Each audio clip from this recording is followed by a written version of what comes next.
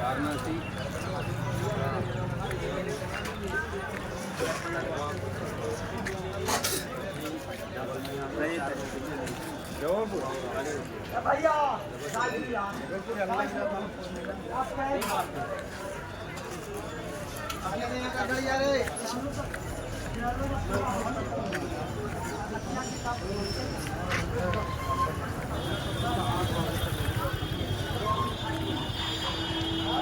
Gaya Gaya Vishnu temple లోపల విష్ణు పాదం ఉంటుంది, విష్ణుమూర్తి బొమ్మ ఉంటుంది, విష్ణు పాదం ఉంటుంది.